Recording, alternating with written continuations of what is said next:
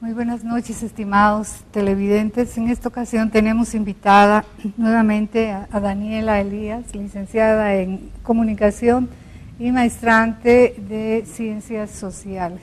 Bienvenida, Daniela. Nos interesa la investigación que has realizado sobre mecanismos de represión en la sexualidad de los adolescentes, que se ha realizado en 3 ciudades, Cochabamba, La Paz y Santa Cruz. La sexualidad hasta el siglo pasado, bueno, a principios del siglo pasado podríamos decir que era un tema clandestino, por lo menos hipócritamente clandestino. ¿Cómo se percibe en esta sociedad contemporánea la sexualidad? Bueno, a partir de la investigación que hemos realizado junto con Ineke Divitz de Taipamú en La Paz y con el colectivo Rebeldía en Santa Cruz y aquí Infante, hemos visto que si bien hay una apertura desde ciertas esferas sociales hacia hablar más de temas sobre sexualidad, vemos que en todo caso seguimos siguiendo un modelo burgués que se centra básicamente en la prevención cuando hablamos de sexualidad, ¿no? Prevención del embarazo adolescente, prevención de enfermedades de transmisión sexual, ¿no? Prevención de, no sé, pues del VIH-Sida, ¿no?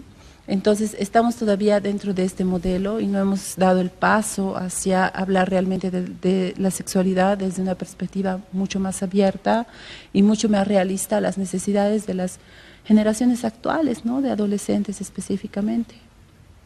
¿Qué características han sobresalido en la investigación en el tema? Bueno, nosotros básicamente hemos visto las prácticas de la sexualidad, pero por otro lado también hemos analizado el modelo educativo dentro de las escuelas. Hemos trabajado con colegios del área urbana y colegios del área rural también. Entre las cosas que han salido más sobresalientes está, por ejemplo, el hecho de que las primeras relaciones sexuales coitales de las adolescentes están acompañadas de fuertes índices de violencia, ¿no? Muchas de ellas son la primera vez que tienen una relación coital, son o simbólicamente obligadas o también disfrutan mucho, hay muy poco ejercicio del placer, ¿no? Y también es violento por el lado de los hombres, especialmente en ciertas prácticas a las que están acostumbrados, como por ejemplo la visita a prostíbulos, ¿no? Que eso antes de ser un privilegio se convierte en una imposición social para los chicos también. Sigue existiendo eso porque a principios del siglo XXI había una práctica de que los jóvenes, los adolescentes tenían que tener una iniciación sexual en los prostíbulos. Pero yo pensé que eso ya no era así, ¿no? Bueno, nosotros te cuento que estoy hablando concretamente de la situación en Cochabamba, que es la que más conozco. Hemos tenido entrevistas con chicos que nos decían, por ejemplo, que tenían mucha presión de sus compañeros, ¿no? Decían, vamos a ir al, ¿cómo le decían? Al chobo. Vamos a ir, tienes que ir, y él no quería, ¿no? Entonces cada vez los plantaba, pero ya era un bullying sistemático hacia él, ¿no? En esta onda de demostrar su heteronormatividad, de demostrar, ¿no? de hacerlo público, lo que es contrario a las mujeres, ¿no? Porque de las mujeres se espera que si tienen una vida sexual activa, se quede en el ámbito privado, ¿no? Mientras menos gente lo sepa, mejor. En cambio, los hombres funciona a la inversa, ¿no? Hay que más bien socializarlo, se tiene que volver algo público, ¿no? Tienes que demostrar esta como hombría dentro de tu grupo social masculino, dentro de tus pares masculinos. Entonces parece que es una práctica que aún está vigente. Giddens, cuando habla de la sexualidad, él llama a la sexualidad de plástico, describe de esa manera la sexualidad contemporánea de las sociedades, porque dice que la sexualidad en la actualidad ha dejado de ser para la reproducción y además deja de encuadrarse en un amor eterno, ¿no? O sea, él hace un paso del amor romántico al amor contingente y define la sexualidad plástica, que En términos generales, la sexualidad plástica significa sexualidad no para la reproducción. Y en ese marco también me cuesta un poco entender que el inicio de relaciones, sobre todo de las adolescentes, no sean consensuadas. Porque si existe violencia es que existe todavía resistencia o miedo, no son consensuadas, ¿no? Evidentemente hay un nivel de consenso en ciertos, hemos visto en ciertos casos, pero además a lo que vamos con la violencia no solamente es la cuestión del consenso, sino también el disfrute y el placer y el ejercicio de la sexualidad y del erotismo de las mujeres, que está muy limitado. Tenía el caso dramático de una de las chicas que ya tiene un hijo, muy jovencita, un hijo de ya 2 años de vida de casada, y tiene relaciones coitales sistemáticamente, diarias básicamente, pero no sabe lo que es un orgasmo. Ese nivel de violencia que a veces no está tan visibilizado porque, no sé, pues hará parte de la vida íntima de la pareja, ¿no? Pero muchos de esto las mujeres son, básicamente se sentían instrumentalizadas, ¿no? Estaba dentro de sus labores cotidianas de convivencia con su pareja, ¿no? Me decía, llega del trabajo, yo le tengo la comida lista, su refresquito bien frío y después tenemos relaciones sexuales, ¿no? Era parte de su rutina. Pero claro, hemos visto también casos de adolescentes, digamos, empoderadas en su sexualidad, que han tomado la decisión, pero está el componente del miedo igual, y de la, no sé, pues hasta de la timidez,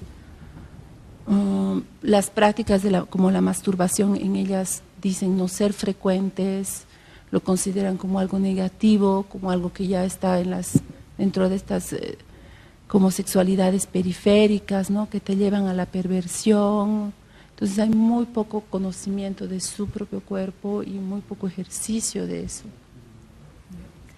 ¿Qué diferencias has podido encontrar en el ejercicio de la sexualidad entre Cochabamba, Santa Cruz y La Paz? ¿Hay diferencias? ¿No hay? Bueno, a ver, como hemos tenido grupos de investigadores distintos, pero ya he leído el documento final de comparación con estos, efectivamente existen, ¿no?, diferencias. En la zona altiplánica hemos visto que, a diferencia de lo que creíamos, hemos encontrado más bien mayor apertura que en Cochabamba, y lo mismo en Santa Cruz, ¿no? Creo que Cochabamba, en ese caso, en relación con las otras, tenemos todavía unos adolescentes que están muy, que están haciendo muy poco ejercicio de su sexualidad, a diferencia de los otros lugares, y probablemente con menos responsabilidad, ¿no?, que en otros departamentos. Pero en general existen más bien muchas coincidencias. Por ejemplo, el no uso de anticonceptivos o de métodos de prevención contra el embarazo, eso es generalizado, pero también otras prácticas de la sexualidad, porque no solamente nos hemos enfocado en relaciones coitales, ¿no?, como la masturbación. Hemos visto más apertura en Santa Cruz y en La Paz que en Cochabamba, en ese sentido también. La sexualidad es un constructo social que opera en campos de poder. ¿Has podido percibir este manejo de campos de poder con la sexualidad? Es decir, las mujeres que manejan su sexualidad, su cuerpo, deciden, son más empoderadas, no son. Porque creo que este es un nudo vital para entender la violencia hacia las mujeres. Es un campo que no se ha estudiado, la violencia, por lo menos en términos contemporáneos, ¿no?, de qué puede significar violencia. Tú estás dando muchos datos que realmente son alarmantes y que representan unas nuevas formas de violencia, porque estás hablando de adolescentes que conocen algunos derechos, conocen los anticonceptivos, etcétera, tienen medios para poderse informar, a diferencia de otras generaciones, ¿no? ¿Cómo percibes tú estas relaciones de poder en el ejercicio de la sexualidad en los adolescentes?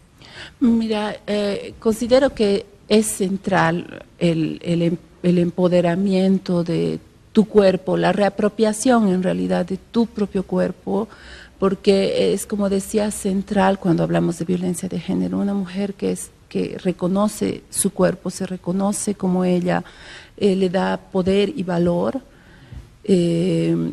difícilmente va a caer en un círculo vicioso de violencia, ¿no? Y por otro lado también, claro, es un ejercicio constante de poder. Hay mucho miedo a decir que no por parte de las adolescentes, mujeres, ¿no? Y hay mucha presión igual, mucha presión muchas veces masculina, ¿no? De sus propias parejas. Y hay casos igual extremadamente alarmantes en el que la sexualidad se utiliza como un mecanismo de control y de posesión sobre estas adolescentes, ¿no? Que nos relataban que habían tenido varias rupturas antes de quedar embarazadas, ¿no? Con sus parejas, y que este embarazo, si bien para ella ha sido un embarazo no planificado, pareciera ser que de la parte masculina estaba siendo planificado como un mecanismo de apropiación de esta mujer, ¿no? Eso hemos visto en diferentes casos. Has tocado un tema interesante que seguramente han visto en el trabajo de investigación, que es el embarazo adolescente, ¿no? ¿Cómo se puede percibir en Cochabamba este problema? Nosotros en todas las unidades educativas en las que hemos trabajado tenían un alto índice de chicas embarazadas, y algunas que ya habían tenido sus hijos, ¿no? Muy jovencitas y ya con hijos. Y por lo que hemos hablado con directores y con profesores, esto es recurrente. Llegas a encontrar hasta 4 adolescentes por curso embarazadas. Y cuando nosotros les preguntábamos si conocen los métodos anticonceptivos, pero ¿por qué no los usan, no? Hace tiempo había salido una investigación que creo que decía que solo 1 de cada 3 adolescentes utilizaba algún método. Y simplemente no saben responder, ¿no? Algunos nos dicen, bueno, es que es el momento, no necesariamente tienes, no te dejas llevar por el placer, o a veces no te quieren vender en las farmacias, ¿no? Yo he intentado alguna vez, nos decía un chico, y me ha mandado a mi casa. La farmacéutica me ha dicho, no, ¿tú qué cosa quieres? ¿Por qué quieres? ¿Para qué quieres? ¿No? Entonces hay estos otros, ¿no? Y también un poco esta concepción de que está errado, entonces como está mal lo que estás haciendo, no puedes afrontarlo responsablemente ni abiertamente, ¿no? Hay todavía esta cosa de que no hay mucho diálogo con sus padres. Eso es algo que hemos identificado y que es generalizado en Cochabamba, en Santa Cruz, en La Paz. Hay muy pocos casos de adolescentes que afirman tener una relación abierta con sus padres y que pueden confiar en ellos y les pueden, ¿no? Hacer preguntas. Entonces, creo que todos estos componentes inciden nomás en una alta tasa de adolescentes embarazadas y adolescentes hombres también, ¿no? Que están en esa situación. Que sin duda tienen que ver con sus proyectos de vida, ¿no? Que es un tema que los últimos datos están mostrando que es alarmante, este tema del embarazo adolescente. Y sobre la homosexualidad. Sobre la homosexualidad hemos encontrado, por lo menos en Cochabamba, un dato sumamente interesante. Creemos que son las áreas rurales donde más cerrados están respecto a las diversidades sexuales, pero hemos encontrado lo contrario. Hemos visto mayores niveles de tolerancia y de respeto en las áreas rurales que en las áreas periurbanas de Cochabamba. Hay 2 componentes ahí que han aparecido: la ley contra toda forma de discriminación, que ha constituido para ellos un referente para determinar que hay ciertas prácticas que son aceptadas o no por la sociedad. Entonces, ellos, por ejemplo, en el área rural, especialmente los chicos que tienen menos tolerancia hacia la homosexualidad que las chicas tienen mayor apertura. tanto en el área rural como en el área urbana, ¿no? En el caso de los chicos, concretamente en el área rural, nos decían, bueno, no sé si la homosexualidad sea una práctica que esté aceptada o no, la verdad, para mí no tanto, pero hay una ley, ¿no?, que nos dice que está bien, que ellos pueden, y entonces debe ser que está bien. Entonces ha cambiado, ha transformado un poco eso. Pero en el área periurbana también hemos visto una fuerte presencia de fundamentalismos judeocristianos, ¿no?, especialmente de iglesias evangélicas, porque hemos visto que muchos de estos adolescentes pertenecían a iglesias evangélicas, y hemos visto altos niveles de intolerancia e incluso de violencia, ¿no?, cuando se referían al tema. Niveles de hay que matarlos a todos, ¿no?, ese nivel de comentarios en las áreas periurbanas. Sin duda es un tema que recién se está empezando a encarar y que efectivamente también yo he podido ver en la universidad que la ley de discriminación permite por lo menos hacer un silencio al respecto en términos de opinión. Y ¿cómo ustedes han percibido a nivel curricular el tratamiento de la sexualidad? Es decir, ¿está en la malla curricular? Porque que yo me acuerde de generaciones a las cuales pertenezco, la sexualidad no se trataba tal cual, teníamos una clase de reproducción y no había más nada, ¿no? Y además considerando que el término de sexualidad es a partir del siglo XIX, que recién se empieza a utilizar, y como te digo, en generaciones anteriores era un concepto clandestino, ¿no?, totalmente clandestino. Cualquier información que podíamos obtener era de esa manera, ¿no? Bueno, hemos seguido como marco teórico un poco, hemos definido 3 tipos de modelos que suelen utilizarse en los casos de educación. El modelo judeocristiano, que se enfoca básicamente en la reproducción, ¿no?, en el ejercicio de la sexualidad con fines reproductivos, y la alternativa a eso es la abstinencia.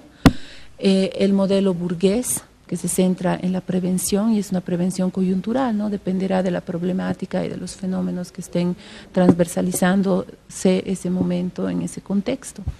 Y por último, el modelo abierto, ¿no?, que, bueno, su nombre mismo lo dice, ¿no?, tiene otra perspectiva de tratar la sexualidad como algo natural y más allá de la reproducción. Pero hasta ahora hemos visto que en los colegios se siguen centrando en el modelo judeocristiano y en el modelo burgués. Básicamente las materias que llevan a cabo formación en estas áreas son religión, biología, una visión extremadamente biologista, obviamente, de estos son los genitales masculinos y estos son los genitales femeninos, y así funciona, ¿no ve? Eso. Y también un poco en psicología, pero con fines preventivos. Estas son las 3 asignaturas que están tocando estos temas de sexualidad, pero también hemos visto que hay mucha confrontación entre estas, incluso 3 asignaturas en un mismo colegio, porque el docente no está enseñando a partir de teoría o a partir de, qué sé yo, pues manuales que vengan desde el Ministerio de Educación, nada, ¿no? Ellos están enseñando desde su perspectiva, desde sus creencias, desde su religión, ¿no?, desde su propio criterio, no como algo estandarizado en las unidades educativas. En un trabajo que yo realicé sobre niños de la calle, sobreviviendo más allá del miedo, niñas y niños en la calle, encontré que el tema de sexualidad y todas las instancias a las cuales ellos podían acudir, algunos refugios, algunas casas de acogida, el tema de la sexualidad no se tocaba, ¿no? Es más, había una casa de acogida que las hacía rezar todo el día, aprendían a bordar y rezaban todo el día para olvidar problemas gravísimos que han tenido, como violencia sexual, o es más, eran niñas que ya estaban ingresando al trabajo sexual, Pero en eso pude observar la presencia de las iglesias como los evangelistas, que se negaban totalmente a tratar el tema de la sexualidad. Entonces, en mi opinión, era un aspecto que no permitía hacer trabajo con estos niños en la calle, que buscaban, por ejemplo, alternativas como el baile, que también en ese momento, en el momento que yo investigaba, no había instrumentos para interpretar esa necesidad del baile, de expresar, de comunicar a través del baile. Ustedes han podido encontrar, ya me has mencionado que hay una presencia judeo-cristiana sobre todo, y también la mirada burguesa que pretende solucionar estados situacionales políticos, sociales y culturales, ¿no? Como el control de la natalidad, que han respondido a políticas, etcétera, etcétera. Se puede observar una presencia, ya sea judea cristiana, pero también la de los evangelistas, porque a mí me impresiona la facilidad, el manejo y la metodología que utilizan en sus iglesias, ¿no? Sí, efectivamente, muchos, bueno, creo que esto es sabido, de que hay una proliferación de iglesias evangélicas, no solamente en el área rural, también en el área urbana y periurbana. Y hemos visto que hay muchísimos de estos estudiantes que pertenecen a estas iglesias, ¿no?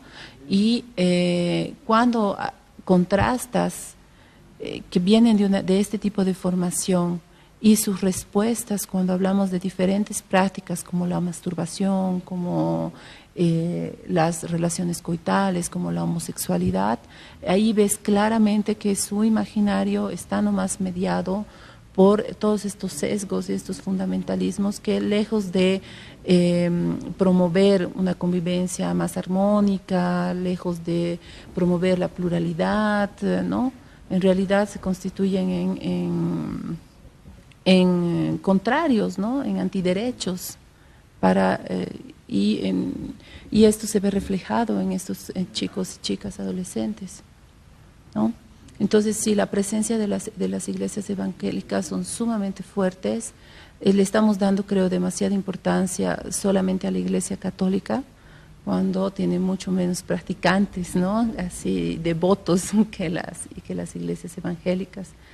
Y bueno, nosotros cuando hablábamos de todos estos temas y veíamos la problemática, recordábamos que uno de los mecanismos, por ejemplo, en Senegal, que es los lugares de África con menos índice de VIH, y que tienen religión musulmana y religión igual católica, cuando se han hecho unas fuertes campañas para el uso de condones, las iglesias han comprendido que la problemática era demasiado fuerte, que los sobrepasaba. Entonces han dicho, está bien, nosotros en nuestros cultos, en nuestras reuniones vamos a promover la abstinencia. Ustedes promuevan el uso, simplemente nosotros no nos vamos a meter.